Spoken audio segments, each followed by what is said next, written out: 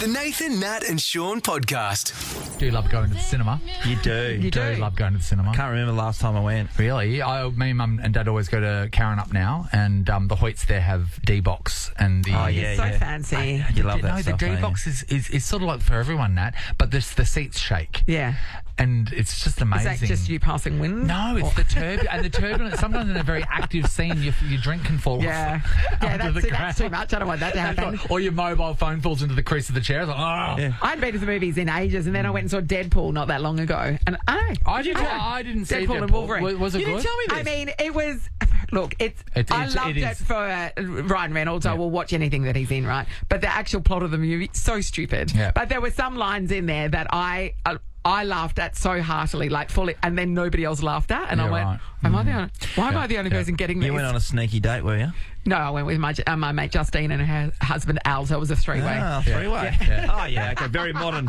Very Yeah, modern. that's right. Well, obviously up to date with all the movies. Have you seen the Terrifier franchise? I'd never heard of it, Nathan. I'd never heard of this franchise. Terrifier is a horror movie, and So Sean wouldn't have seen it. Oh, yeah. way. Very So, scared. and Terrifier 3 is the third in the installment, but I also. can't believe I missed the first two. But also, there's apparently all these other things that branch off from this one franchise. So it's about a universe. Yeah. It's a Christmas horror film. This one, it's about Art the Clown. He's the main. He's like the Freddy Krueger. You know what I mean? Yeah, He's the monster that's been in all of them. Art the Clown, he unleashes a night of bloody chaos on Christmas Eve. Here's a little bit of the trailer. You survived the most famous serial killer since Jack the Ripper. The 5-year anniversary is coming up. I think a lot of people would really like to hear from you after all this time. Want to know what it's like to be in the presence of that kind of evil.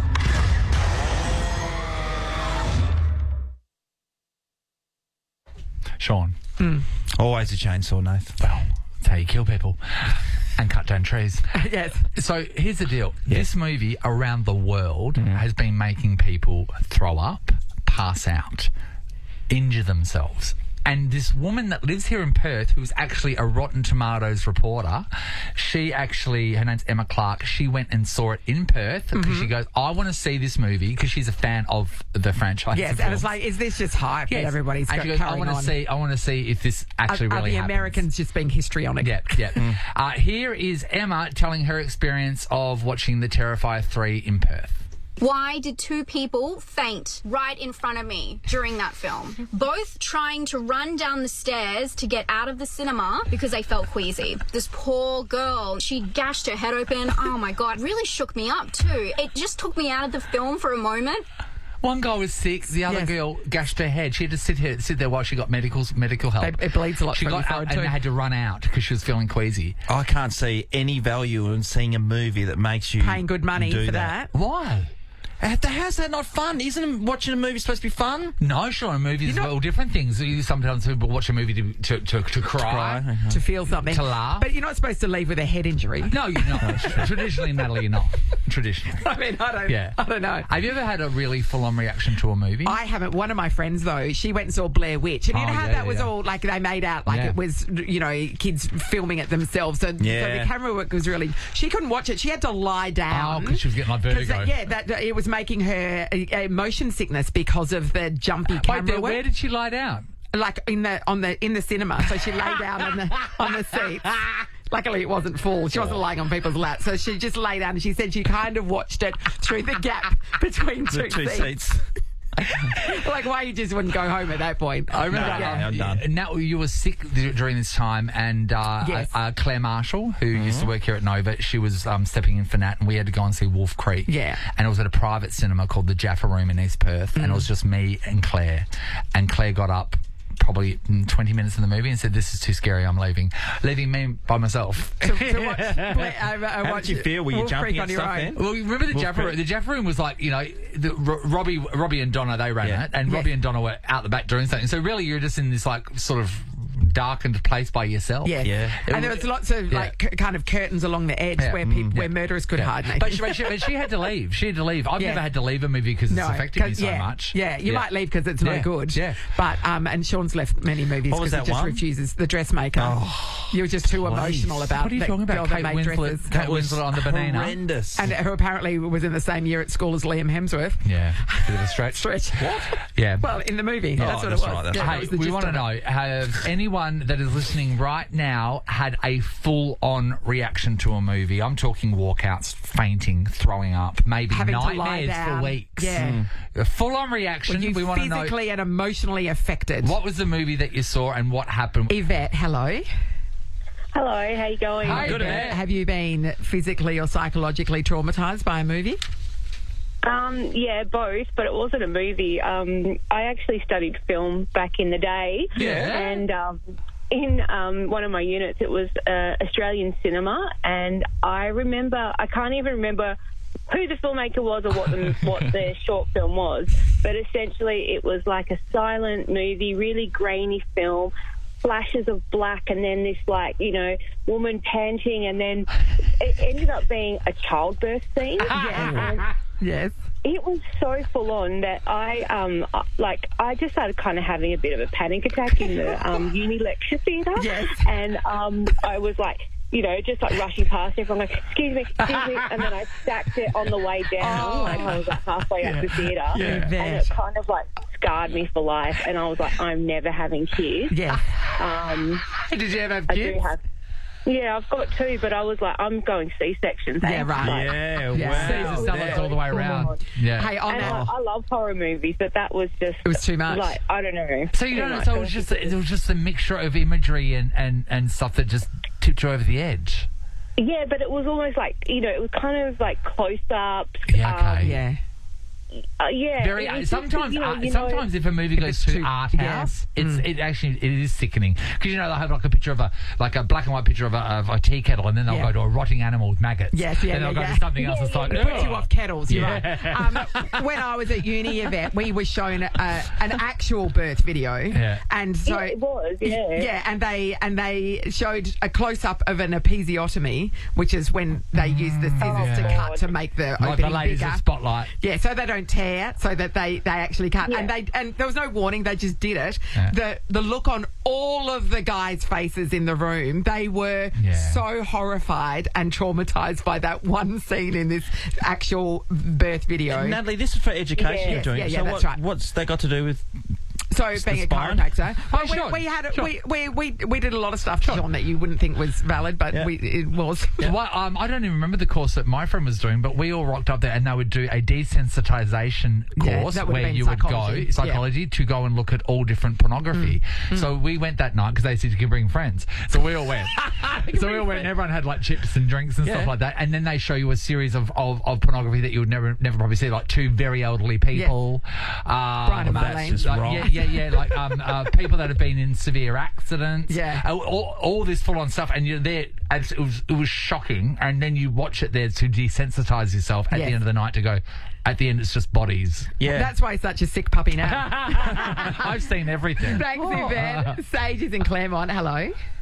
Hello. Hi, Sage. Sage. Okay, so have you been physically or emotionally traumatized by a movie? Absolutely. So this was some years ago. We went to see the movie Black Swan. Natalie Portman. And Yes. who else was in it? Natalie Portman and who else? Mia, the one who's married to Ashton. Mila Mila Kunis, that's Mila. right. Mila So Kunis. this is the ballet one, Yeah. the dancer, yeah? This is the ballet one. I've heard it's very good, but I could not watch it all because...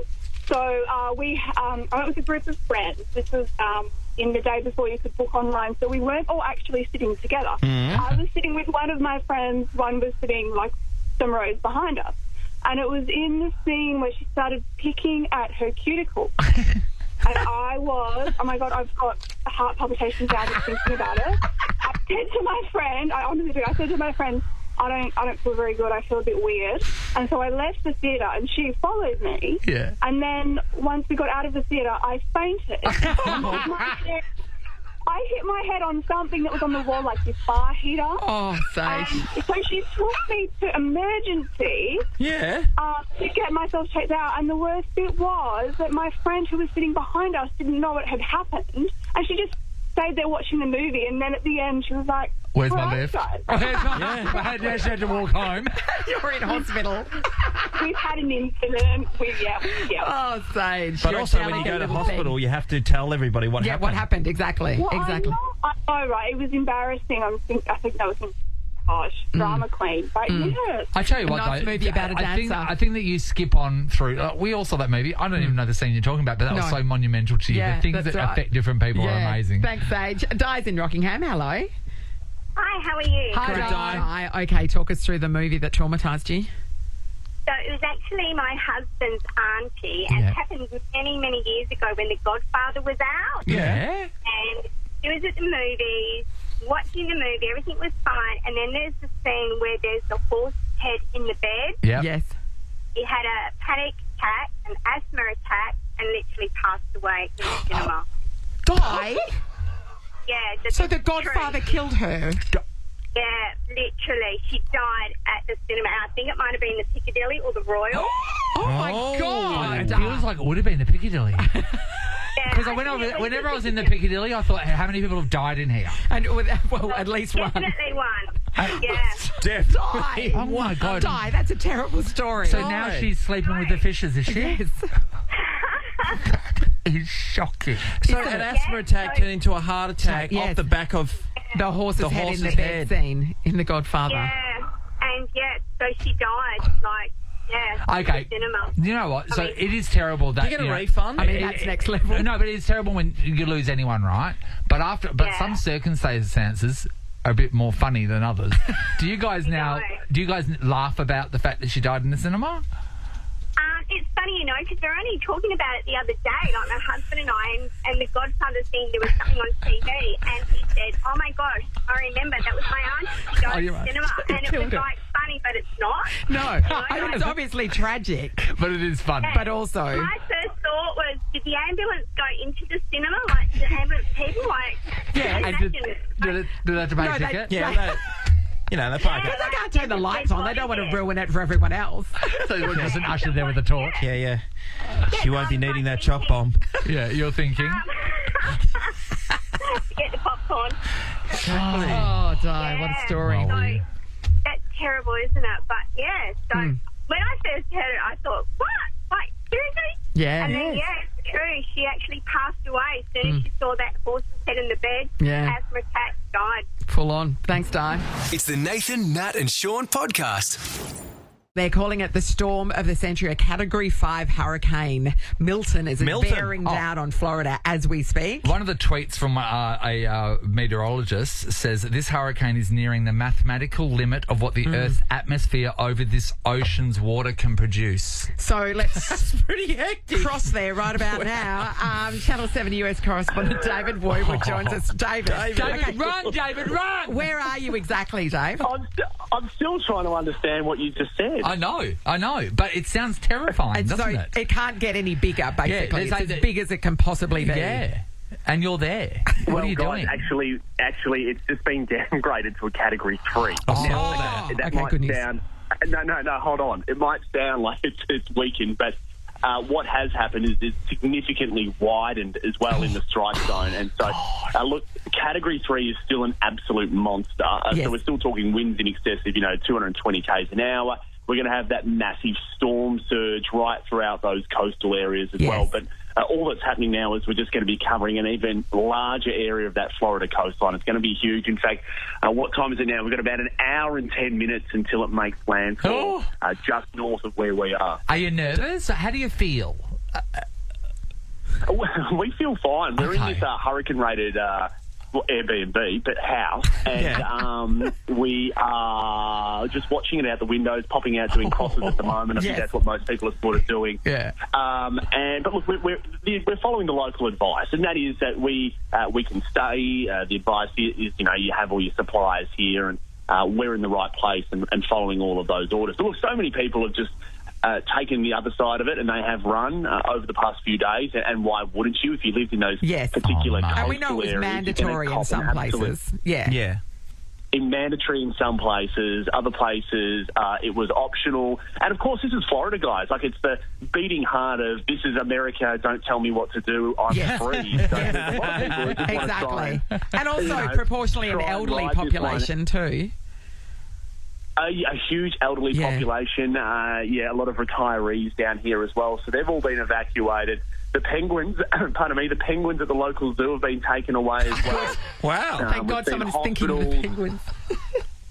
The penguins have gone. So, we're just sort of, it's an anxious little wait now for everyone just to see how bad this is. It's, as I say, an hour and 10 minutes away. Hey, David, you're talking about popping out and doing crosses and stuff. So when you go outside, give us an understanding of what the wind or the rain feels like. What's on the streets?